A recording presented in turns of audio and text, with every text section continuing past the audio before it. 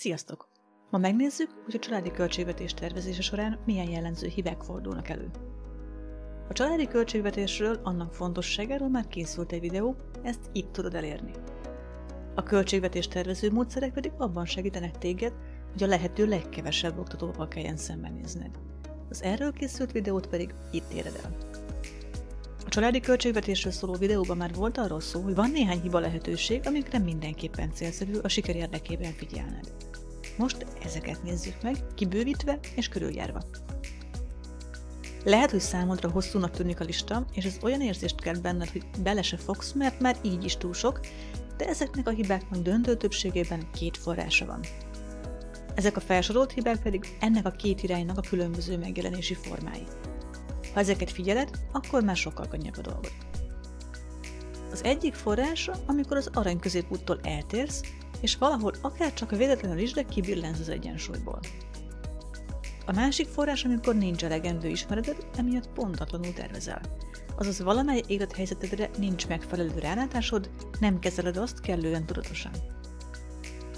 Mivel a leggyakrabban a második pont szokott előfordulni, így nézzük át elsőként azokat a hibákat, amelyek ebből a forrásból táplálkoznak. A legelső a sorban, amikor egyáltalán nincsen költségvetésed.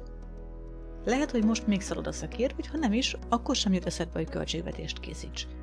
Ez ugyanis legfőképpen a legelején kényelmetlenségekkel jár. Feladatot jelent az, hogy foglalkozz vele, hogy megtervezd, és amikor szembesülsz azzal, hogy át kell szervezned a szokásaidat, az olykor lemondással jár. Ami szintén nem egy vágyott állapot. Később viszont, amikor ennek a segítségével egyre több pénz marad a zsebedben, egyre jobban fogod magad érezni tőle. Nagyjából úgy, mintha sportosabb életmódra vágynál. Eleinte a csoki torta komoly csábítást jelent, később pedig már élvezni fogod azt, hogy az edzés hatására több az energiád.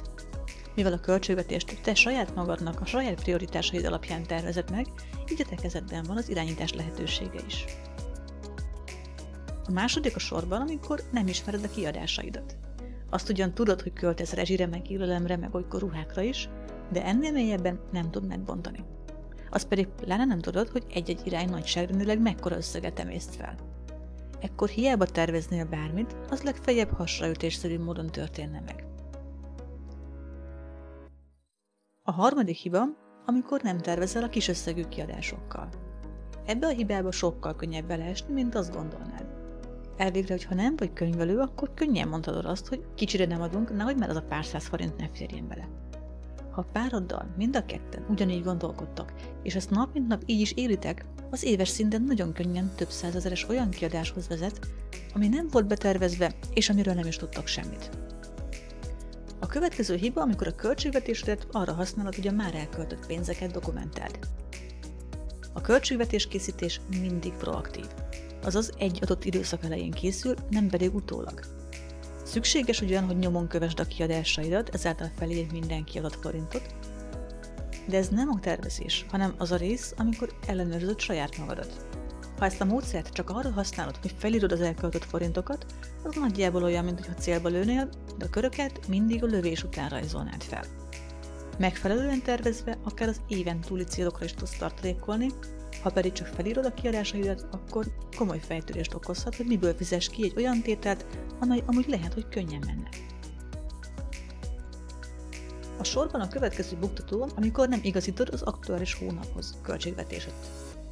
Ezt a pontot akkor a legkönnyebb test közelből megtapasztalnod, amikor minden egyes hónapban fillérre ugyanannyit viszel haza. Elvégre ekkor a bevételeid tervezését elegendő egyetlen egyszer megtenned.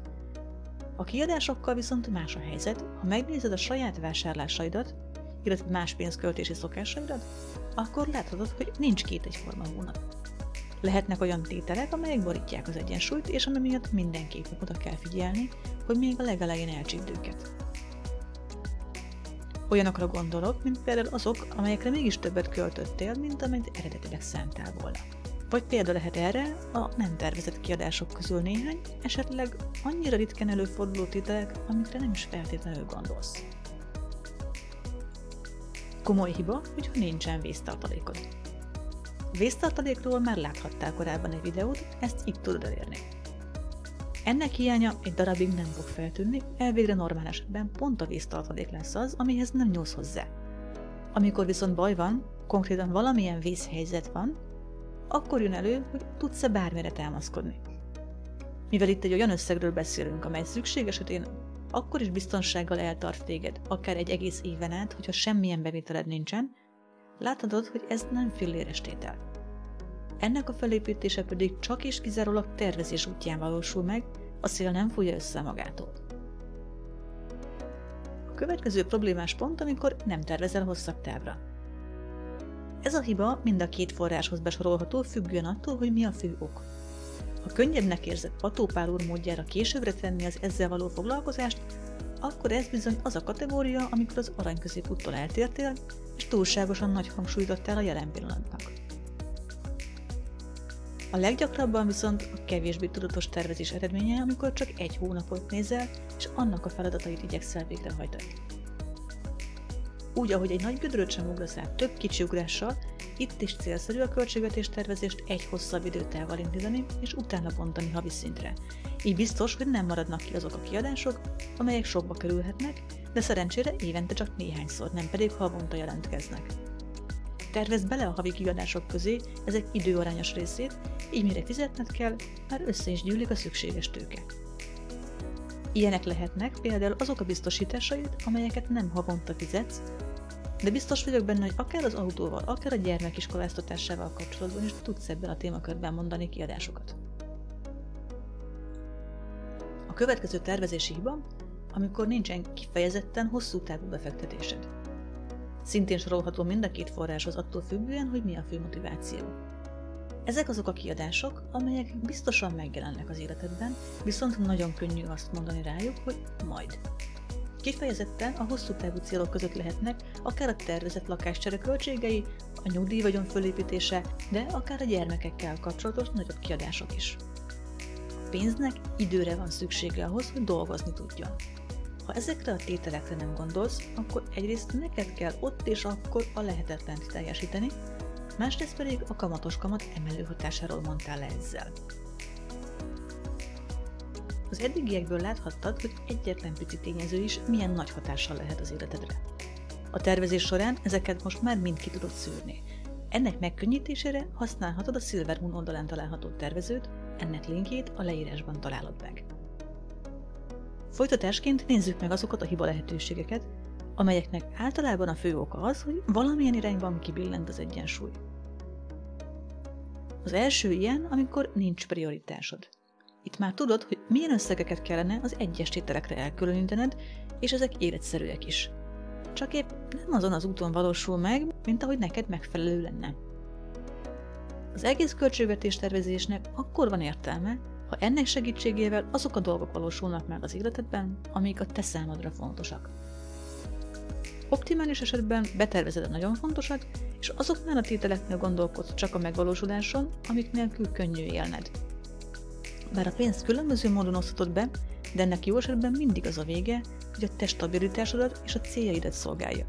Erre pedig legkevésbé az, ahogy sikerül módszer alkalmas.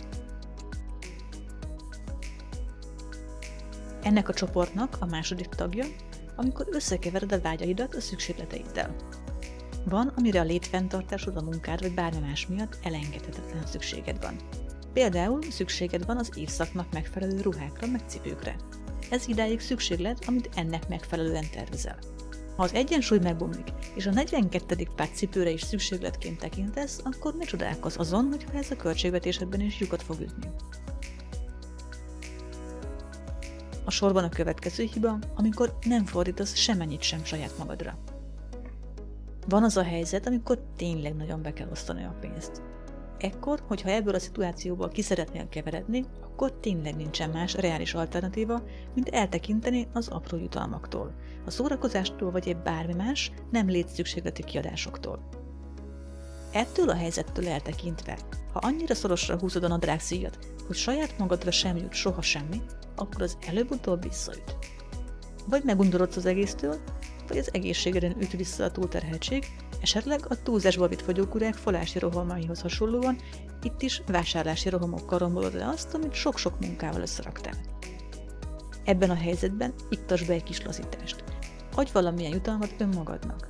Amolyan pénzügyi csalónapot, amikor egy előre meghatározott összeget magadra fordíthatsz. A sorban a következő hiba, hogyha csak az egyik kötő kezeli a pénzt. A család egy egység. Nem csak jogilag, hanem pénzügyileg is. Sajnos sokszor találkozna olyannal, hogy a család egyik tagjának egyáltalán nincsen fogalma arról, hogy mire megy el a pénz. Ez egészen odáig teljesen jól tud működni, amíg a másik abszolút jól kezeli a dolgokat.